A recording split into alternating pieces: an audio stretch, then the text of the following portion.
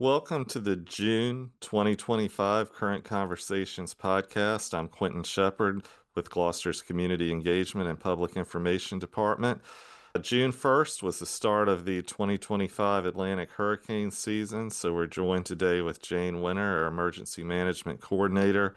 We're going to look back on some notable storms from the past, especially Hurricane Isabel, how it impacted the area, and then a few tips on what we can do to make sure that we are prepared for the 2025 season.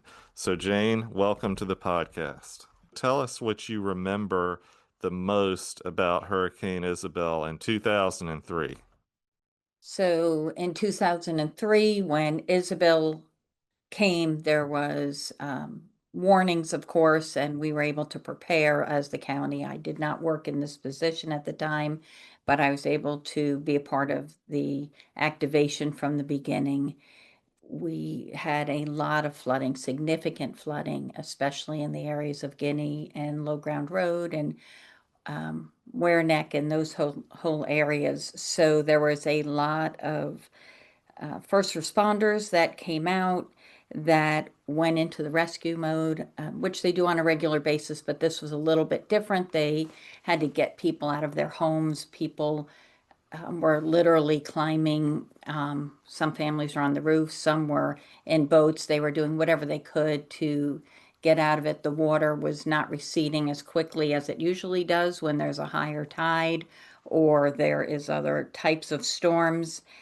A lot of resources came together to assist. We had significant amount of flooding and damages and a lot of lessons learned on what the needs are and how to prepare better for our citizens should we get an impact like that again.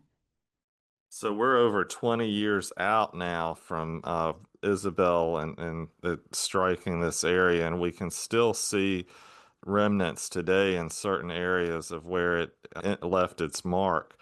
So, Jane, what are some important questions? I know you said that you remember people actually kind of standing in the upper level portions of their homes trying to be rescued. It's similar to what we see a lot of times on TV. What are some things that people can ask themselves to make sure that they're prepared? Because this could happen again at any point. In fact, I think, according to the National Hurricane Center folks, this area is at the point of being overdue, unfortunately, for a storm. So tell us, what are some questions folks need to be asking themselves?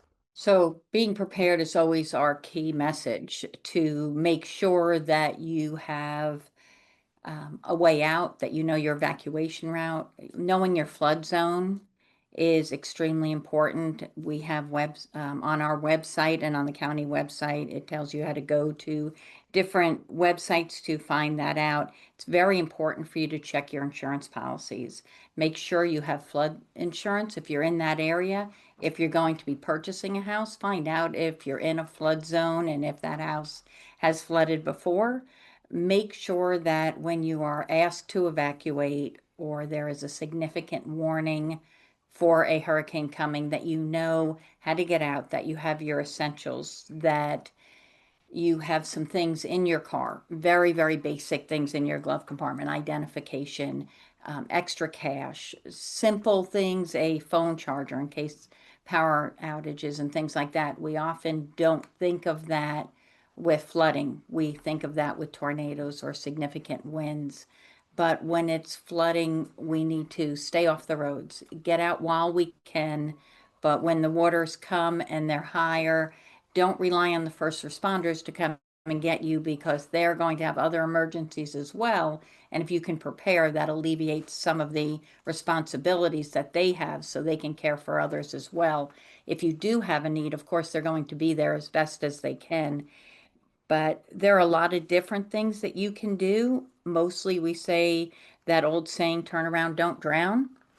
If there is flood water, do not chance it. If you say, oh, my vehicle has gone through this before, or my family member has lived through this flood in 1933, take precautions now to make sure that you're aware of the weather, that you heed the warnings, that you are part of our notification system, that can let you know if we're going to experience some higher winds that will impact the water. And just watch your weather.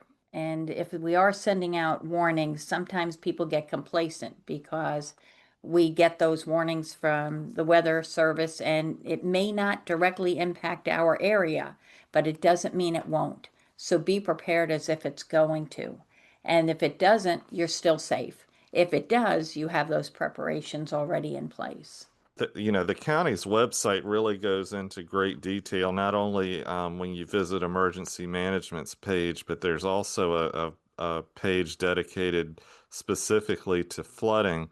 And I think it's important to note that the county has a very robust floodplain management team that meets. It's a group of county staff and citizen representatives that meet quarterly to evaluate the county's floodplain management plan. So this group works to ensure that county codes and regulations are up to date to try to help lessen the amount of damage caused by coastal flooding. Because a lot of times when we think of hurricanes coming and storms into this area, we think of the damage by the wind.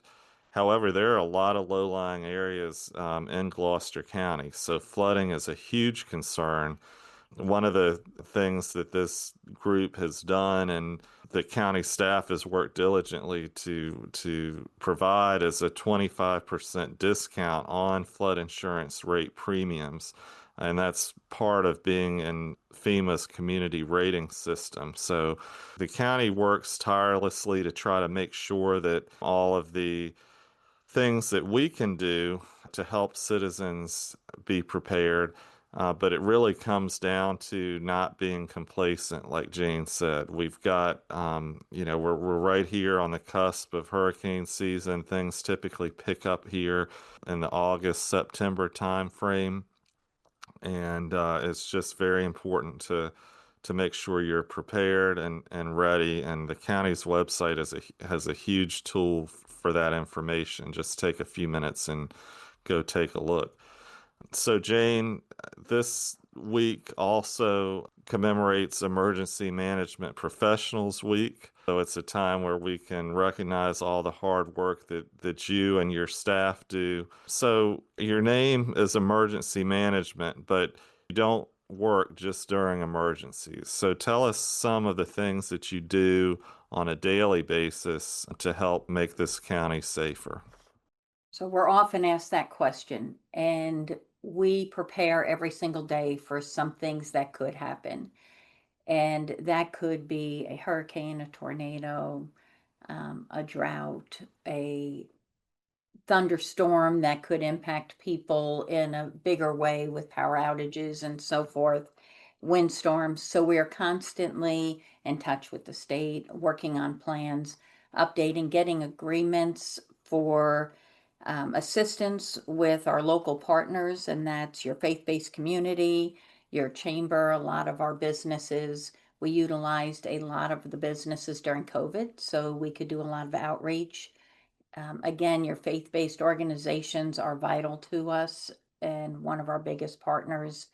So what we do on a daily basis is find new ways to get the message out to you with community engagement, also how to better prepare as much as possible. There is always new information coming out. So we are always looking for that. One of the bigger privileges that we have is to support our local sheriff's office and our fire departments who work endlessly for our citizens.